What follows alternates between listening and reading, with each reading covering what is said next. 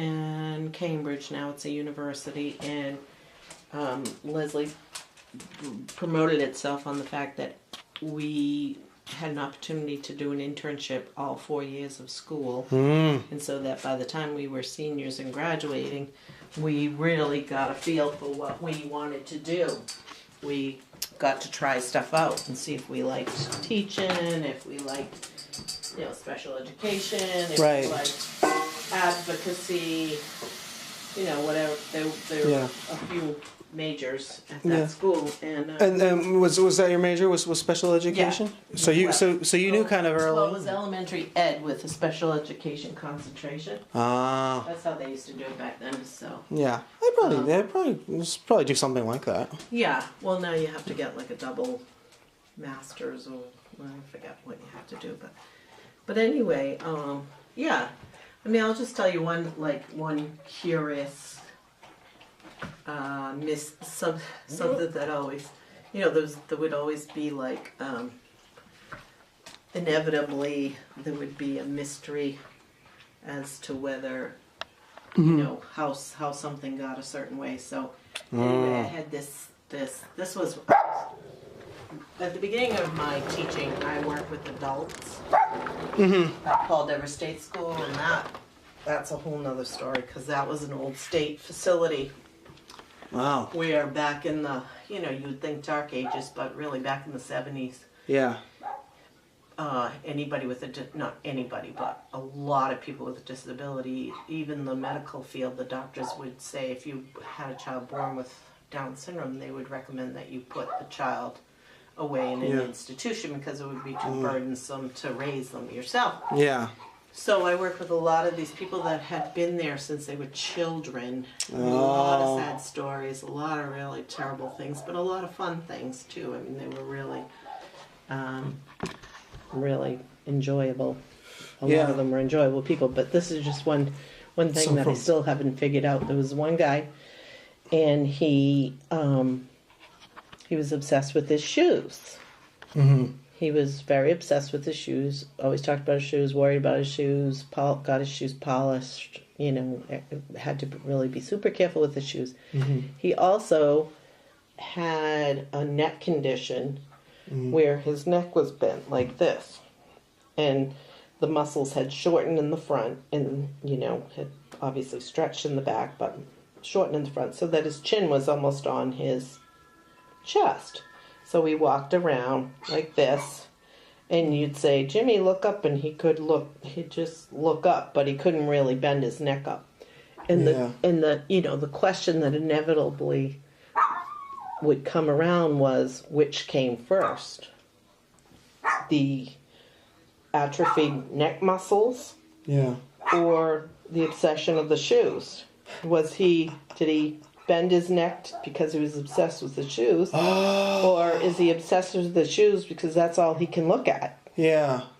So it's kind of one of those cart horse things. It's like the chicken and the egg. Chicken and the egg. So, but he was pretty very sweet guy. But he loved his shoes, and he'd always talk about his shoes and if he got new shoes. And so that was his world, was his shoes, because that's what he was looking at. It was kind of like he was kind of fixating. Oh my gosh. Fixated on his shoes. Yeah. That's crazy. Yeah, human psychology is endlessly fascinating. Endlessly fascinating. Yeah. What do you think? What do you think it was specifically that made you think sort of education? I mean, it's just you like kids. Yeah, but the funny thing is, when I started working, I was working with adults. Yeah. But yeah, of course I love kids, but I also love the challenge of, every day, it would never be boring. Every day would be different. You'd have people with seizures and medical problems, and you'd have people with behaviors and, bizarre off-the-wall things. Yeah. And it was always very interesting and a challenge to try to figure out, I had this gentleman, he was probably in his 40s or 50s, big, tall, non-verbal. Oh, really? Didn't speak, but he could play classical piano. Oh. He grew up in a family with the parents both were musicians, and the mother taught him how to play music, and he loved classical piano. But he wouldn't talk, so our challenge was to try to get him to come to school, the adult program. He wouldn't come. Well, I happened to have gotten from somebody some old classical music, Mozart and Rachmaninoff and all these old records, and I started using that for a positive reinforcement program of, if you come to school and do your work for 20 minutes, you can pick a record to listen to. Yeah. And listen to for the rest of the class. And he just lit up, and he showed up every day. He wanted to listen to his record, and I would get him to do some writing and stuff. Well, so one day we were writing, and we were trying to learn how to write a letter, And so, I kind of have the family history and stuff. So I said, "Oh, you have a niece that you can write to. You can, do you want to write, who do you want to write to? Or do you want to write to your niece? Whatever." He had gotten some cards or something from his niece. And now this guy never spoke to me or to anybody else that was aware of it, never spoke. And so we're sitting there, and so he starts writing, because he could write. He could do math. He could do multiplication. Like his motor control was okay. He was on the spectrum, but he was what they used to call savant. Yeah, that's what I was going to say. Yeah, savant. So.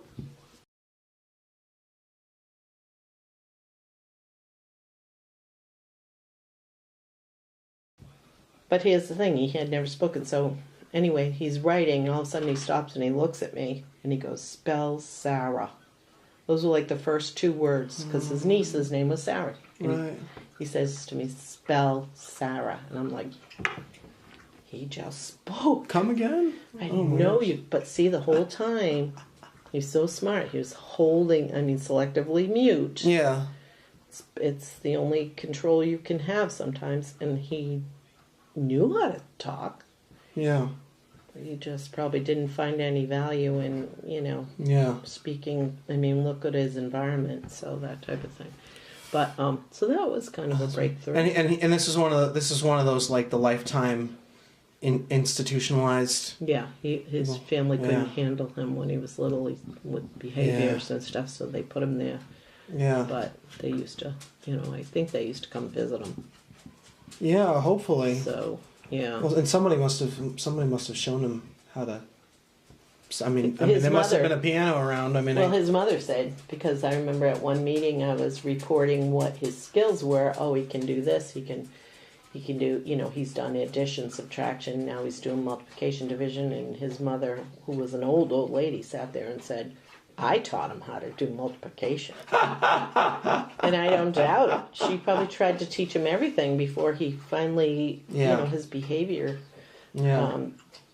kind of deteriorated, and they had to put him in the institution. So, a lot of sad stories. That doesn't, that's changed now. It doesn't, it's modern day times, we think about it all differently, but thank God, it was what it was. There's some neat books about it too.